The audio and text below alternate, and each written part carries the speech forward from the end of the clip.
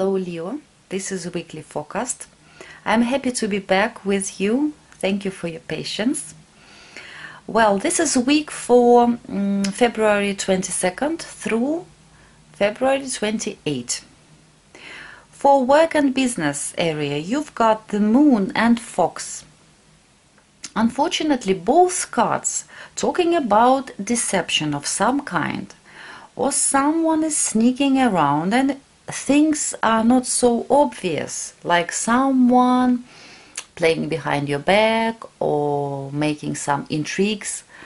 Maybe it can also be that there is some difficulties with some search. Maybe some of you may be trying to find a job and having some difficulties, and you're trying to overcome these difficulties, trying to be more smart, more clever, more flexible. Also can be that you need some information, because the moon is dark and it's not like you just can open the book and read this information that you need. You have to find out something. Maybe you creating something and you're looking what others doing.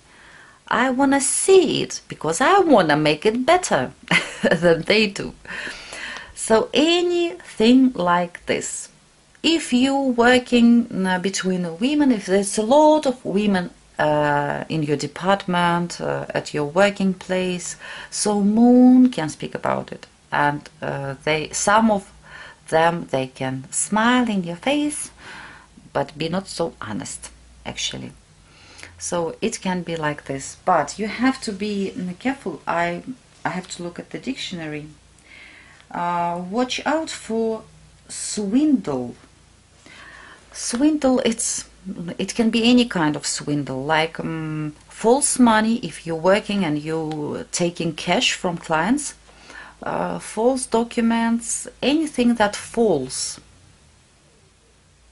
but it's not so obviously false. It's so you can get wrong about something. Be careful about this. So watch out, just be attentive. It's warning. We don't have to be scared, we have to be just attentive. Personal life, Leo, it looks great. 9 of Pentacles and flowers. Well, it's cards of beauty, comfort, good self-esteem, invitation somewhere. You can be invited this week for the date, to visit someone, or you will be inviting guests. Some women or men also taking care of themselves will be really busy with doing something good for themselves. I mean, cutting their hair, going to massage, some cosmetic things, doing with their skin, face, anything for their beauty, comfort, health, so they will be looking good, looking classy. It's a good week, really. You will feel satisfied with yourself, proud of yourself, what you've got, what you achieved personally. And bouquet, if you imagine, if you just will close your eyes and imagine these tulips, fresh, smelling so nice, this thin, fresh smell, and you will feel how wonderful it is. It's always pleasure to take it in your hands, to hold it, to smell it, to see it. So that's why I'm saying you will be satisfied. 9 of Pentacles, it's card of real comfort. Really, when we feeling so good and we deserved it and people admit it and we proud about ourselves as well. Advice and non-advice. Advice, King of Swords, and what is not recommended, the Hierophant. There is some messages here. King of Swords, both, let's say, persons, both characters, they are quite well educated. They are really smart. But King of Swords, he is more flexible. He is more it's practical mind, practical intellect. He's very analytical. And even if he's very well educated, he knows so many things about something, let's say about this thing, the stone, he knows almost everything. But somebody is coming to him with, let's say, some information that you see, there is something, and telling this person something new. He is smart enough to take it and see, well, let me analyze it, I want to see. Is it really like this? And he is ready to change his mind. Because if his, let's say, analysis will show him that really there is something that he didn't know, he will accept it.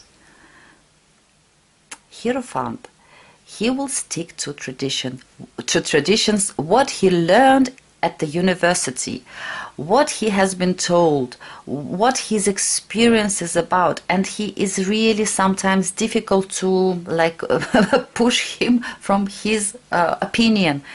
He stick to some dogmas. He is a little bit restricted in his intellect. Like it has to be like this. There is some rules. King of Swords, more flexible intellectually. So be more flexible, be more analytical.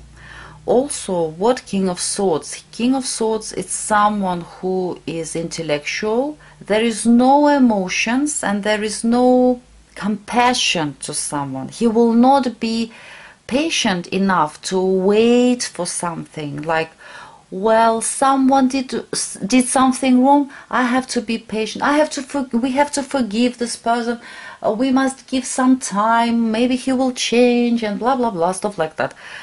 This man will never do it. He will, if there is something wrong, he will make the decision. This person sometimes will allow someone to give a time to change, even if it has been happening thousands of times and this person didn't change for years, he will again give him some chance. This is man of duty. This is man of traditions of any kind. Duty, I'm saying this duty for people, for city, for like a military man, surgeon, a teacher, doctor, a counselor of any kind, a judge, anybody who is on duty. He is on the first place, he's thinking about his duty, what he has to do. What is his obligations in front of people, society, instead of following traditions? What can it be? Like, for example, let's say you are a policeman or sergeant or someone who is on duty, and your father-in-law having anniversary, let's say, and you have to be there, like everybody expecting, like whole family is coming together and stuff like that, and everybody has to be there, and then you getting a phone call, and they asking you to come on duty because there is not enough people, if you're surgeon maybe, because there is nobody who, maybe another person got sick and there is no one who can do surgery, and you could say no because you have this excuse like, I'm sorry, there is my father-in-law having this, I have to be there. But this guy, King of Swords, he will like say, I have to do it, I must be there, it's my duty, I have to be there, and will forget about these traditions that like whole family have to be together and stuff like this. Like, here is, I must. instead of what is more acceptable for like rules, traditions. There is on the second place. I don't know if it's the right thing to say, but I'm saying what I'm seeing here. Spiritual advice for you, Leo. Travel. Let's say it's called travel. It's 8 of fire. In Osho's and Tarot deck, it's the meaning of this card that our whole life is like travel without end. We're always going somewhere. We're always trying to achieve, and we're moving forward. But when we're talking about 1 week, it can be that maybe for you will be really good just to walk a lot, go somewhere, I don't know, maybe going on the bicycle, moving, physically moving. Once it's very active suit. So maybe you have to walk more this week. Then if you're having some, let's say, doubts, difficulties, you're trying to figure out something, maybe your soul things that you can't understand, and your analytical mind, they will like come together while you're moving. They will be also moving together with you, and there will be some process that will help you to, I don't know, find out something, figure out something, and it will help you maybe to raise your optimism. Or maybe it will be just good for your health as well. So 8 of fire, it's travel, movement.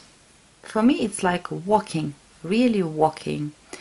And while you're walking, you're moving, you will feel this dynamic stuff will really help you to like move forward within your soul as well. You need this movement for some reason if they give you this travel card. So dear Leo, I'm wishing you a great week, good luck, and hope to see you next time.